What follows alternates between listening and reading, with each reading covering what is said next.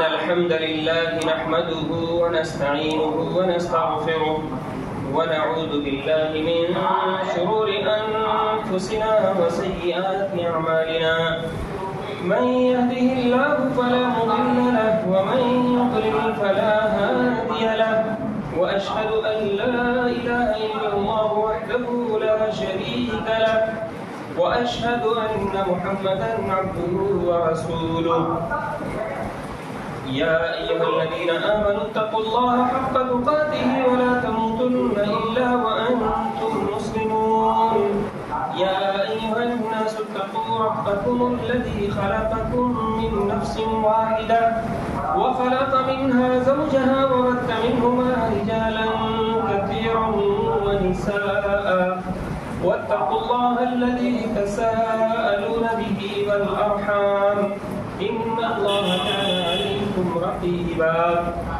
يا أيها الذين آمنوا اتقوا الله وقولوا قولا سديدا يصلح لكم أعمالكم ويغفر لكم ذنوبكم ومن يطع الله ورسوله فقد فاز فوزا عظيما أما بعد فإن خير الحديث كتاب الله وخير الهدي هدي محمد صلى الله عليه وسلم وشر الأمور محدثاتها وكل محدثة بدعة وكل بدعة ضلالة وكل ضلالة في النار فأعوذ بالله السميع العليم من الشيطان الرجيم من همزه ونفخه ونفسه وإذ قال لقمان لابنه وهو يعظه يا بني لا تشرك بالله إن الشرك لظلم عظيم رب اشرح لي صدري ويسر لي أمري واحلل عقدة من لساني يفقهوا قولي سبحانك لا علم لنا إلا ما علمتنا إنك أنت العليم الحكيم. برادران اسلام، حاضرین جمعہ، بزرگوں، نوجوانوں اور عزیز بچوں، تمام قسم کی تعریفات و توصیفات، کبریائی، بزرگی، بڑائی، ہر طرح کی حمد و ثنا اللہ رب العالمین کے لیے ہے. بعدہ لاکھوں اور کروڑوں درود و سلام ہوں تمام انبیاء کرام پر، خصوصاً ہمارے اور آپ کے نبی آخر الزمان احمد مجتبی محمد مصطفیٰ صلی اللہ علیہ وسلم پر. حاضرین جمعہ، ہمیں اللہ رب العالمین نے اس دنیا میں جو سب سے بڑی نعمت عطا فرمائی ہے وہ یہ ہے کہ اللہ رب العالمین نے ہمیں ایک سیدھی راہ کی توفیق عطا فرمائی. اس نے ہمیں اپنی کتاب ہدایت کا متوالا بنایا، اور اسی ضمن میں اس کی سب سے بڑی نعمت ہمارے پاس یہ ہے کہ اللہ رب العالمین نے ہمیں اہل توحید میں سے بنایا، ہمیں توحید کے ماننے والوں میں سے بنایا. یہ اللہ رب العالمین کی نعمت پر نعمت ہے جو ہمیں ملے جا رہی ہے. میرے بھائیوں، اللہ رب العالمین کی ان نعمتوں میں جب ہم غور کریں، غور کرنے کے ہزاروں پہلو ہیں، ہم صرف اور صرف اپنے نفسوں میں غور کر لیا کریں تو ہمارے لیے نشانیوں کے لیے ہمارا نفس ہی کافی. اسی طرح سے میرے بھائیوں، جب ہم دیکھتے ہیں قرآن پاک کا مطالعہ کرتے ہیں، قرآن پاک میں غور و فکر کرتے ہیں، تو اللہ رب العالمین اس کتاب ہدایت کے اندر ایسی عظیم الشان نشانیاں ہمارے لیے رکھی ہیں کہ ہم ان نشانیوں میں غور و فکر کرتے جائیں اور زندگی ہماری درست ہوتی چلی جائے. انہی نشانیوں میں سے ایک سب سے عظیم الشان، ایک سب سے بہتر نشانی، جو بڑی بڑی نشانیاں ہیں انہی میں سے ایک نشانی ہے سورہ لقمان. اللہ رب العالمین کے ایک نیک بندے تھے حضرت لقمان. وہ نبی تھے یا رسول تھے یا صرف اللہ کے ایک نیک بندے تھے یا کسی قوم کی طرف بھیجے گئے کوئی مصلح تھے؟ اس سے قطع نظر علماء کرام کا اختلاف جانے دیتے ہیں. ہم صرف اور صرف حضرت لقمان کی نصیحتوں کے بارے میں غور کریں گے اور دیکھیں گے کہ سماج اور معاشرے کی اصلاح میں حضرت لقمان کی نصیحتوں کا کتنا اونچا مقام ہے۔ حضرت لقمان اللہ کے وہ نیک بندے جن کے نام سے اللہ رب العالمین نے پوری ایک سورت قائم کر دی ہے قرآن پاک کے اندر، سورہ لقمان۔ وہ سورہ لقمان وہ کون تھے؟ دنیا کے مختلف خطے کے لوگ اپنی اپنی زمینوں کے لیے ان کا دعویٰ کرتے ہیں۔ مصر کے لوگ کہتے ہیں کہ حضرت لقمان ان کی قوم سے تھے، یونان کے لوگ کہتے ہیں، یا پرانی جو یونانی فلسفہ اور منطق پڑھنے والی قومیں گزری ہیں وہ حضرت لقمان کو یونان سے جوڑا کرتی تھیں۔ اسی طرح سے جو ارض النوبہ ہے جس کو سوڈان کی سرزمین کہتے ہیں، وہاں کے لوگ اپنی حکمت و دانائی کی وجہ سے حضرت لقمان کا تعلق اپنی سرزمین سے بتاتے ہیں۔ الغرض ہمارا تعلق یہ ہے کہ ہم حضرت لقمان کی ان نصیحتوں پر غور کریں جو اللہ رب العالمین نے قرآن پاک میں بیان فرمائی۔ اللہ تعالیٰ نے ارشاد فرمایا کہ وَلَقَدْ آتَيْنَا لُقْمَانَ الْحِكْمَةَ، اور یقیناً ہم نے لقمان کو حکمت عطا فرمائی تھی۔ وَلَقَدْ آتَيْنَا لُقْمَانَ الْحِكْمَةَ، ہم نے لقمان کو حکمت عطا فرمائی تھی۔ أَنِ اشْكُرْ لِلَّهِ، کیا حکمت تھی؟ حکمت یہ تھی کہ اللہ رب العالمین کا شکریہ ادا کرو۔ میرے بھائیو، جب آدمی کے اندر اللہ رب العالمین کے لیے شکر کا جذبہ پیدا ہوتا ہے تو شکر کے جذبے سے اس کے اندر عمل کی ایک چنگاری پیدا ہو جاتی ہے۔ شکر کا مطلب یہ نہیں ہوتا کہ آپ زبانی جمع خرچ کریں اور شکریہ و جزاک اللہ خیر بولتے رہیں۔ میرے بھائیو، یہ بھی شکر ہے، لیکن حقیقی شکر وہ ہے کہ جو آپ کے اندر عمل کا وہ جذبہ پیدا کر دے، جیسا اللہ رب العالمین نے حضرت داؤد علیہ السلام کے گھر والوں کو مخاطب ہو کر فرمایا، اعملوا آل داؤد شکرا، اے آل داؤد، اے داؤد علیہ السلام کے گھر والے، اے ان کی فیملی کے لوگ، تم لوگ عمل کرتے جاؤ شکر گزاری کے طور پر۔ تو پتہ یہ چلا کہ شکر گزاری جب کسی سے مانگی جاتی ہے، شکر گزاری کا مطالبہ کیا جاتا ہے، تو شکر گزاری صرف زبانی جمع خرچ نہیں ہوا کرتی، بلکہ شکر گزاری اپنے اندر اعمال کا ایک امڑتا ہوا سمندر رکھتی ہے۔ تو جب حضرت لقمان علیہ السلام، حضرت لقمان کو جب اللہ رب العالمین نے کہا کہ وَلَقَدْ آتَيْنَا لُقْمَانَ الْحِكْمَةَ، ہم نے لقمان کو حکمت و دانائی عطا فرمائی تھی۔ حکمت و دانائی کیا تھی؟ حکمت و دانائی یہ تھی کہ تم اللہ کے لیے شکر گزار بن جاؤ۔ تو شکر گزار حضرت لقمان کیسے بنے؟ میرے بھائیوں، میں نے آپ کو ابھی بتایا کہ شکر گزاری عمل چاہتی ہے، شکر گزاری زبانی جمع خرچ کا نام نہیں ہے۔ اس کے بعد اللہ رب العالمین نے فرمایا کہ حضرت لقمان سے جو شکر گزار بندہ بننے کا مطالبہ کیا گیا، تو دنیا کے تمام لوگ یہ سمجھ لیں کہ یہ شکر گزاری کا مطالبہ جب کیا جاتا ہے تو اللہ رب العالمین کو کوئی حاجت نہیں ہے آپ کے شکریہ کی۔ اللہ رب العالمین کسی شکریہ کا، کسی بدلے کا، کسی پیسے کا، کسی کھانے کا وہ محتاج نہیں ہے۔ اللہ رب العالمین نے فوراً کلیئر کر دیا اور کہا کہ وَمَن يَشْكُرْ فَإِنَّمَا يَشْكُرُ لِنَفْسِهِ، جو آدمی شکر گزاری کرتا ہے، شکر ادا کرتا ہے، تو وہ اپنے نفس کے لیے شکر ادا کرتا ہے۔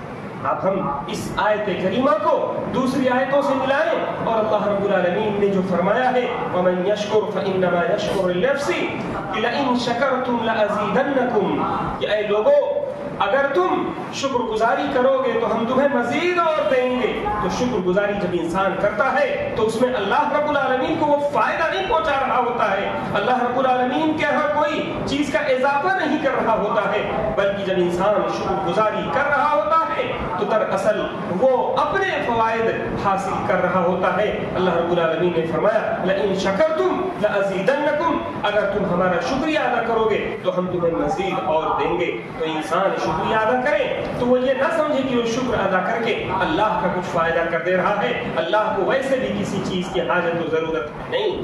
تو جب فرمایا کہ وَمَن يَشْكُرْ فَإِنَّمَا يَشْكُرُ لِنَفْسِهِ وَمَن شَكَرَ فَإِنَّمَا يَشْكُرُ لِنَفْسِهِ وَمَن كَفَرَ فَإِنَّ اللَّهَ غَنِيٌّ حَمِيدٌ، اور وہ شخص جو اللہ رب العالمین کا ناشکرا ہو جائے، جو کفران نعمت پر اتر آئے، تو یہ سمجھ لے کہ فَإِنَّ اللَّهَ غَنِيٌّ حَمِيدٌ، اللہ رب العالمین بہت زیادہ بے نیاز ہے، وہ غنی ہے، وہ مالدار ہے، اس کے پاس کسی ایسی چیز کی کمی نہیں ہے۔ کہ وہ کسی اور سے شکریہ ادا کرنے کو کہے۔ اللہ رب العالمین بے نیاز ہے، اس کے پاس کسی بھی چیز کی کوئی حاجت و ضرورت نہیں ہے۔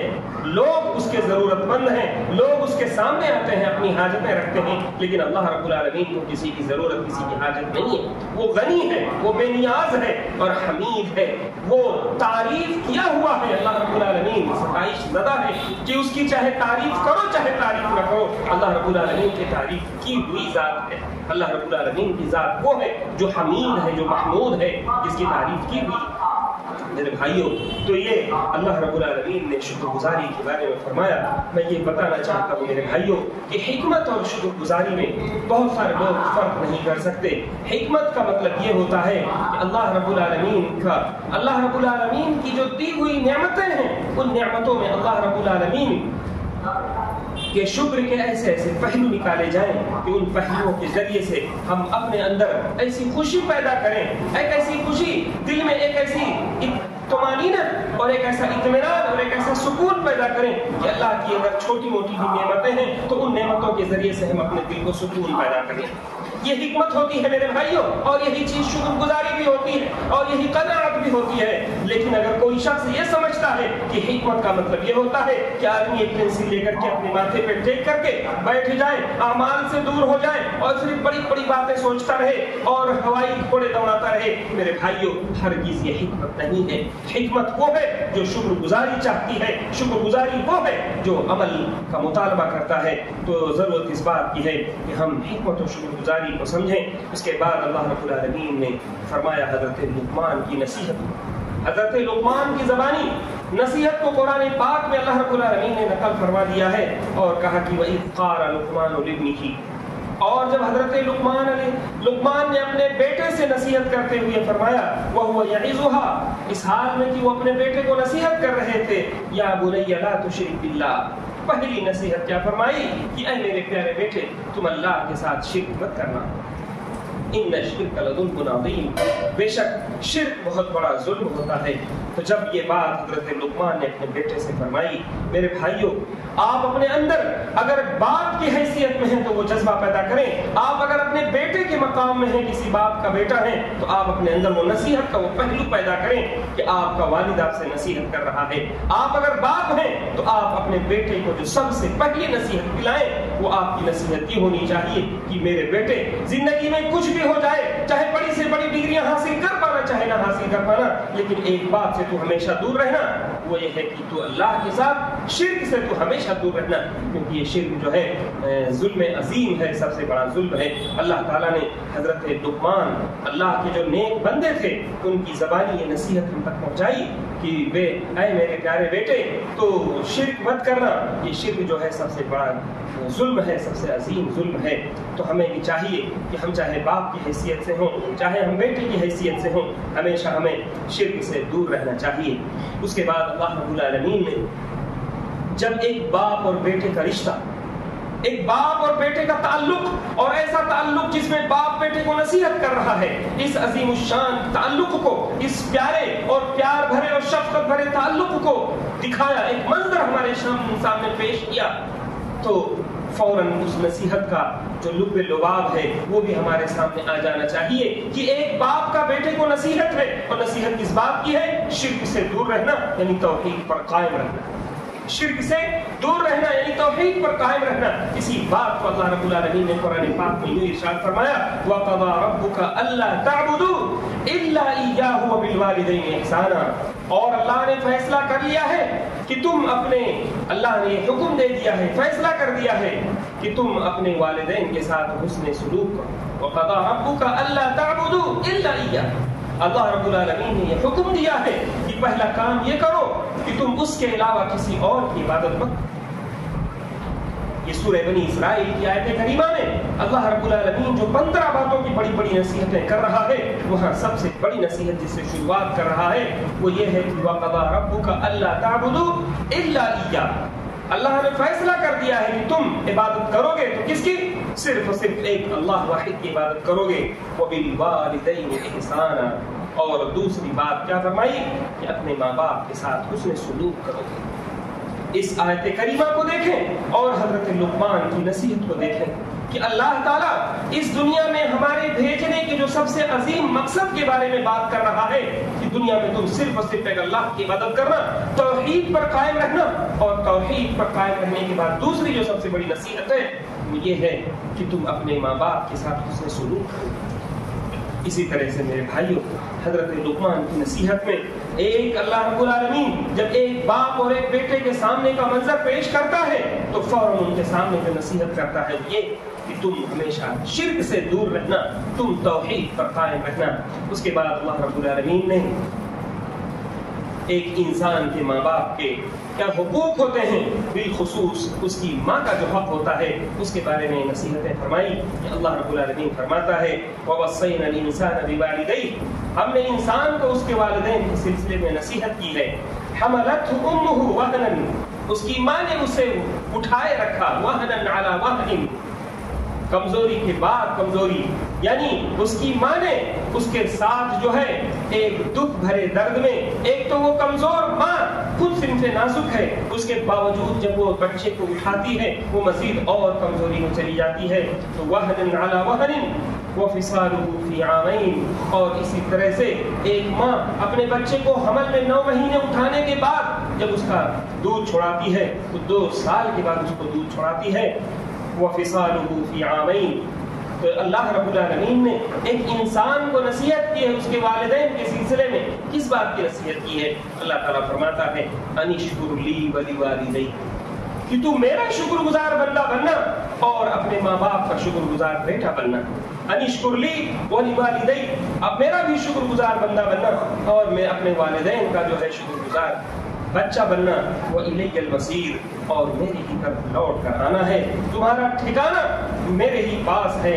آگے اللہ رب العالمین فرماتا ہے وَإِن جَاهَدَاكَ عَلَىٰ أَن تُشْرِكَ بِي مَا لَيْسَ لَكَ بِهِ عِلْمٌ، اور اگر تمہارے ماں باپ تمہیں جہاد کریں، فورس کر کے تمہیں مجبور کریں اس بات پر کہ تم میرے ساتھ شرک کرنے لگ جاؤ، عَلَىٰ أَن تُشْرِكَ بِي مَا لَيْسَ لَكَ بِهِ عِلْمٌ، ایسی چیزوں کی شرک کرنے لگ جاؤ جس کا تمہارے پاس کوئی علم نہیں۔ شرک جانتے ہیں دنیا کی سب سے بڑی جہالت ہے شرک، تو جب شرک کرنے لگ جاؤ، تمہارے ماں باپ کا مطالبہ ہو کہ تم میرے ساتھ شرک کرو ایسی چیزوں کا جس کے تمہارے پاس کوئی علم نہیں ہو، فَلَا تُطِعْهُمَا، تو تم ان کی بات مت ماننا، وَصَاحِبْهُمَا فِي الدُّنْيَا مَعْرُوفًا، لیکن تم دنیا میں ان کے ساتھ بھلائی کے ساتھ زندگی بسر کرنا، زندگی گزارنے کے جو طریقے ہیں بھلائی کے ساتھ، نیکی کے ساتھ، تم ان کے ساتھ زندگی گزارتے رہنا۔ یہ اللہ رب العالمین کا اتنا اونچا مقام کہ اپنے ساتھ شرک کرنے کی دعوت دینے والے ماں باپ کے ساتھ بھی اللہ رب العالمین کہہ رہا ہے کہ دنیا میں تم ان کے ساتھ نیکی اور حسن سلوک کا رویہ اختیار کرنا۔ ماں باپ اگر بچے کو فورس کر رہے ہیں، فورسفلی اسے شرک کرنے پر مجبور کر رہے ہیں، تب بھی بچے کا یہ فرض ہونا چاہیے کہ وہ اپنے ماں باپ کے ساتھ حسن سلوک کرتا رہے، ان کی بات کو نہ مانے لیکن ان کے ساتھ حسن سلوک کا رویہ اختیار کرے اور ان کے ساتھ معروف طریقے سے بھلائی کے ساتھ دنیا میں زندگی گزارے۔ میرے بھائیوں، اللہ رب العالمین آگے فرماتا ہے وَاتَّبِعْ سَبِيلَ مَنْ أَنَابَ إِلَيَّ، اور تم ایسی سچویشن میں، ایسے حالات میں تم ایسے لوگوں کے راستے کی اتباع کرنا، ایسے لوگوں کے راستے کی پیروی کرنا جو لوگ ہماری طرف مڑ کر آتے ہیں، یعنی مومنین کی راہ اختیار کرنا، وہ لوگ جو مسلمان ہیں ان کی راہ پر چلنا۔ ثُمَّ إِلَيَّ مَرْجِعُكُمْ، پھر تمہارا لوٹنا میرے ہی طرف ہوگا، فَيُنَبِّئُكُم بِمَا كُنتُمْ تَعْمَلُونَ، بما کنتم تعملون، پھر میں تمہیں خبر دوں گا ان تمام چیزوں کی جو تم کیا کرتے تھے۔ میرے بھائیوں، اللہ رب العالمین کی یہ وہ نصیحت جو ماں کو لے کر کے ہے کہ اگر ماں تمہیں ایک کے بعد ایک مصیبت جھیل کر کے تمہیں اپنے پیٹ میں اٹھاتی ہے اور پھر اس کے بعد پھر وہ بچہ جننے کے بعد 2 سالوں تک جو دودھ پلاتی رہتی ہے، ان تمام مصیبتوں، ان تمام پریشانیوں کے باوجود तुम्हारे बाप ने अगर तुम्हें नसीहत की है तो ये तुम्हारे बाप का काम था, ये तुम्हारे बाप का फर्ज था कि वो तुम्हें नसीहत करे, तुम्हें अच्छी तालीम दे, तुम्हें अच्छी तरबियत अता करे। लेकिन तुम्हारा फर्ज क्या होना चाहिए? तुम्हारा फर्ज ये होना चाहिए कि तुम माँ बाप की इताअत और फरमाबरदारी में माँ को मुकद्दम रखना। माँ का एक खास मकाम है, उसने ऐसी ऐसी कमजोरियों के बावजूद, ऐसी ऐसी परेशानियों के बावजूद तुम्हें उठाए रखा, तुम्हें पाला, तुम्हें पोसा। लिहाजा जब दोनों की इताअत और फरमाबरदारी का मसला सामने आए तो तुम अपनी माँ को हमेशा अपने बाप की फरमाबरदारी पर मुकद्दम रखना। यही चीज हदीस पाक में अल्लाह के रसूल सल्लल्लाहु अलैहि वसल्लम ने बयान फरमाई। एक सहाबी रसूल ने पूछा कि अल्लाह के रसूल सल्लल्लाहु अलैहि वसल्लम, मेरे हुस्न सुलूक का सबसे ज्यादा हकदार कौन है? एक बार फरमाया कि तुम्हारी माँ। फिर सवाल किया गया कौन? आपने फरमाया तुम्हारी माँ। तीन बार सवाल किए गए और आप सल्लल्लाहु अलैहि वसल्लम ने फरमाया कि तुम्हारे हुस्न सुलूक का सबसे ज्यादा हकदार तुम्हारी माँ है। और चौथे नंबर पर फरमाया तुम्हारे हुस्न सुलूक का ज्यादा हकदार तुम्हारे बाप है, तुम्हारा वालिद है। मेरे भाइयों, तो कुरान करीम की आयत करीमा को देखें और हदीस रसूल सल्लल्लाहु अलैहि वसल्लम की जो तालीमात है उनको देखें, किस कदर दोनों में मुताबिकत है, किस कदर दोनों में इंसानियत है। और उसके बाद फिर हजरत सुलेमान, हजरत लुकमान की नसीहत शुरू होती है और वो नसीहत क्या करते हैं? कहते हैं या बुनैया इन्नहा इन तकुम मिस्काल हब्बतिन मिन खरदल, ऐ मेरे प्यारे बेटे, अगर कोई नेकी, कोई बदी, कोई बुराई, अगर वो किसी हब्बते खरदल, किसी जो है राई के दाने के बराबर भी होगी, फतकुन फी सखरतिन, अगर वो किसी चट्टान के अंदर भी छुपी होगी तो अल्लाह रब्बुल आलमीन उसे ले आएगा। या बुनैया इन्नहा इन तकुम मिस्काल हब्बा, ऐ मेरे प्यारे बेटे, अगर कोई नेकी, कोई बदी कहीं भी छुपी हुई हो, चाहे वो राई के दाने के बराबर भी क्यों न हो, फतकुन फी सखरा, तो वो ऐसी सूरत में, चाहे वो किसी चट्टान के अंदर छुपी हुई हो, औ फिस समावाति औ फिल अर्द, या वो आसमानों में कहीं छुपी हो या जमीनों में कहीं छुपी हो, याति बिल्लाह, रब्बुल आलमीन उसे ले आएगा। लिहाजा तुम अगर दुनिया में अमाल करते हो, ये सोचते हो कि फला अमल मेरा ऐसे अंधेरे में हो गया कि लोगों ने उसे देखा नहीं, लोगों ने उसे नोटिस नहीं किया, अब मेरे इस अमल का क्या होगा? मेरा फला अमल ऐसा है कि रजिस्टर में वो दर्ज नहीं हुआ, आखिर उसका क्या होगा? हजरत लुकमान अपने बेटे को नसीहत कर रहे हैं, ये तसल्ली दे रहे हैं कि अगर तुम्हारा कोई अमल राई के दाने के बराबर भी होगा, राई का दाना क्या होता है मेरे भाइयों? राई का दाना अपनी कोई हैसियत नहीं रखता है, न तराजू में उसे तौला जाता है, न गल्लों में गिनने के वक्त उसका इस्तेमाल होता है। बाज गल्ले, बाज दाने उन्हें शुमार किया जा सकता है, लेकिन राई के दानों को दुनिया ने कभी शुमार नहीं किया। तो कहता है अल्लाह रब्बुल आलमीन फरमाता है कि अगर तुम्हारा कोई भी अमल, चाहे वो बुराई हो, चाहे वो बदी हो, चाहे तुमने कितने भी अंदर, कितने भी तारीकियों में छुप करके किया हो, चाहे वो कोई भी नेकी हो, लोगों ने उसे नोटिस न किया हो, लेकिन अल्लाह रब्बुल आलमीन क़यामत के दिन वो अमल तुम्हारा ले आएगा। और फरमाया कि इन्नल्लाह लतीफुल खबीर, अल्लाह रब्बुल आलमीन बहुत बारीक बीनी वाला रब है और खबीर है, वो तमाम चीजों से बाखबर है। इसी तरह से हज़रत लुकमान ने फरमाया या बुनैया अक़िमिस सलाता, ऐ मेरे प्यारे बेटे तुम नमाज कायम करना, वअमुर बिल मारूफ वन्हा अनिल मुनकर, और तुम भलाइयों का हुक्म देना, बुराइयों से रोकना, वस्बिर अला मा असाबक, और तुम्हें जो कुछ भी लाहिक हो, जो कुछ भी परेशानियां तुम्हें पहुंचे, तुम उन पर सब्र करना। इन्ना ज़ालिका मिन अज़्मिल उमूर, बेशक ये तमाम उमूर, ये तमाम काम बहुत ताकीदी उमूर है, ताकीदी कामों में से हैं। ये वो लोग हैं, ये वो काम है जिसको बड़े बड़े लोग किया करते। ताकीदी उमूर का मतलब ये है कि इसके लिए बड़े अज़्म व हिम्मत की जरूरत होती है, ये ताकीदी उमूर हैं। और आगे फिर नसीहत फरमाया कि समाज और मुआशरे में लोग एक दूसरे के साथ कैसा रवैया इख्तियार करते हैं।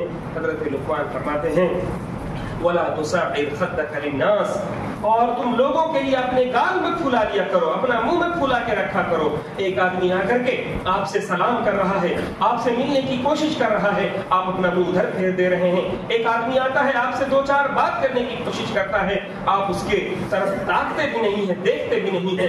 एक आदमी आकर के आपसे कुछ पूछना चाह रहा है, आप उसकी तरफ अपना मुंह घुमाए बगैर जवाब देने की कोशिश करते हैं। मेरे भाइयों, ये वो तौर तरीका मुसलमानों का तौर तरीका नहीं है। हमारे रसूल सल्लल्लाहु अलैहि वसल्लम की नसीहतें आप देखें, आपने फरमाया कि तबस्सुमुका फी वजहि अखीका सदका, तुम्हारे भाई के मुंह के सामने मुस्कुरा देना एक सदका है, एक नेकी है। वही बात हज़रत लुकमान की कुरान पाक में अल्लाह ताला नकल फरमा रहा है और कह रहा है कि वला तुसाइर खद्दक लिन्नास, तुम لوگوں کے لیے اپنے گال مت کھلا کے رکھا کرو. ہمیشہ جو ہے کہتے ہیں کہ مسکرانا ایک صدقہ ہے, مسکرانا ایک نیکی ہے. دنیا کی تمام قوموں میں مسکرا کر ملنا ایک اچھی عادت مانی جاتی ہے. دنیا کی تمام قوموں میں مسکرا کر ملنا ایک اچھی صفت مانی گئی ہے. اسی چیز کی نصیحت حضرت لقمان کر رہے ہیں کہ ولا تصعر خدك للناس, تم لوگوں کے لیے اپنے منہ کھلا کر کے, منہ بسور کر کے لوگوں سے مت ملا کرو. اور فرمایا ولا تمشي في الارض مرحا, زمین میں تم اکڑ کر مت چلو, زمین میں تم اکڑ کر مت چلو. زمین میں اکڑ کر چلنا کوئی ایک دور ایک طریقہ نہیں ہو سکتا ہے. حقیقی اکڑ تو وہ ہوتی ہے جو انسان کے دل میں ہوتی ہے. انسان اگر اپنے جسمانی اکڑ کے چل رہا ہے تو وہ بھی غلط ہے, لیکن ایک انسان اگر عقل نہیں دکھا رہا ہے لیکن اس کے دل میں گھمنڈ ہے, اس کے دل میں تکبر ہے, اس کے دل میں اپنے آپ کے لیے بڑائی موجود ہے اور دوسروں کے لیے حقارت کا جذبہ موجود ہے, تو یہ وہ عقل ہے جسے اسے سب سے پہلے دور کرنا چاہیے میرے بھائیوں. اور حضرت لقمان نے آگے فرمایا ان اللہ لا يحب كل مختال فخور, بے شک اللہ رب العالمین کسی بھی شیخی بگھارنے والے کو, کسی بھی فخر کرنے والے کو, کسی بھی فخر خورے کو اللہ تعالیٰ برداشت نہیں کرتا, کبھی اس سے محبت نہیں کرتا.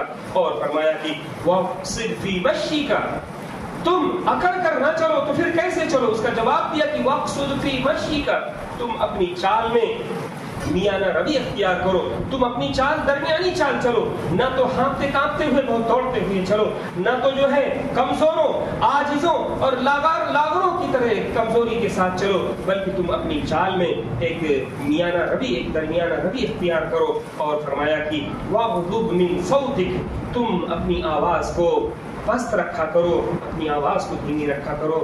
یہ بھی بہت اچھے اخلاق کریمانہ میں سے ایک اہم اخلاق ہے کہ ہم اپنی آواز کو بلند رکھیں. بہت سارے لوگ دھیرے بولتے ہیں لیکن آواز کو اور الفاظ کو بگاڑ کر کے بولتے ہیں کہ انسان کے کان پر بہت گریح معلوم ہوتی ہے. یہ بھی ہماری سماجی اصلاح کے لیے بہت زیادہ ضروری ہے. جب آپ ایک چھوٹی سی بات بولیں لیکن اس کو سلیقے سے بولیں, ادب سے بولیں, اس کا ایک اثر ہوتا ہے. آپ کسی جگہ اپنا کام کروانے جائیں, اس آدمی کے سامنے اپنی بات آپ خاموشی سے رکھیں, آپ سلیقے سے بات رکھیں. بات کا طریقہ ہونا چاہیے. بات غلط ہو پر اثر رکھتی ہے لیکن بات کا طریقہ چاہیے. تو میرے بھائیوں, کسی شاعر کا قول تھا, آدھا ادھورا شعر ہے, تو کہنے کا مقصد یہ ہے کہ ہمیں بات کرنے کا ایک سلیقہ معلوم ہونا چاہیے. چاہے ہم بات کیسی بھی رکھیں لیکن اگر ہم اس کے سامنے کسی بات کو نرم انداز میں رکھتے ہیں, دھیرے سے رکھتے ہیں, وہ بات قابل قبول ہو جایا کرتی ہے. اللہ رب العالمین نے حضرت لقمان کے بقول یہ بھی فرمایا کہ ان انکر الاصوات لصوت الحمیر, سب سے زیادہ کریہ آواز, سب سے زیادہ ناپسندیدہ آواز گدھے کی آواز ہوتی ہے. تو بہت زیادہ گلے پھاڑنا, بہت زیادہ چلانا, بہت زیادہ چیخنا, یہ میرے بھائیوں یہ مسلمانوں کا شیوا نہیں ہو سکتا ہے, بلکہ یہ عادتیں بہت زیادہ ناپسند سمجھی جاتی ہیں کسی بھی سماج اور کسی بھی معاشرے میں. اللہ رب العالمین سے دعا ہے کہ رب العالمین تو ہمیں ان بہترین اور سبق آموز نصیحتوں پر عمل کرنے کی توفیق عطا فرمائے. اے اللہ رب العالمین تو حضرت لقمان کی نصیحتوں کو حفظ جاں بنانے کی توفیق عطا فرمائے. اے اللہ رب العالمین اپنی کتاب پاک کی نصیحتوں کو خواہ وہ کسی بھی صورت میں ہو, کسی بھی آیت میں ہو, ان پر عمل پیرا ہونے کی تو ہمیں توفیق عطا فرما دے. اے اللہ رب العالمین اس وقت مسلمان دنیا میں کسی بھی خطے میں ستائے جا رہے ہیں, پریشان حال ہیں, تو اللہ تو ان کی مدد فرما دے. اے اللہ رب العالمین تو ظالموں کے پنجے استبداد کو توڑ کر کے رکھ دے. اے اللہ رب العالمین ہم میں سے جو لوگ مریض ہیں انہیں تو شفائے کامل و عاجل عطا فرما دے. اے اللہ رب العالمین ہم میں سے جو لوگ قرض دار ہیں ان کی قرض کی ادائیگی کا تو بہترین انتظام فرما دے. اے اللہ رب العالمین ہم میں سے جو لوگ اس دنیا سے جا چکے ہیں ان کی قبروں کو تو نور سے بھر دے. اے اللہ رب العالمین تو جب تک ہمیں اس دنیا میں رکھ, ایمان و اسلام پر رکھ, اور جب ہمارا خاتمہ ہو تو ایمان پر ہو. اقول قولی هذا واستغفر الله لي ولكم ولسائر المسلمين فاستغفروه من كل ذنب انه هو الغفور الرحيم.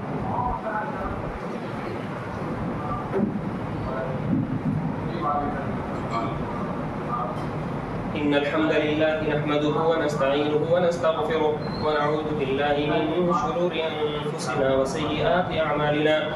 من يهده الله فلا مضل له ومن يضلل فلا هادي له.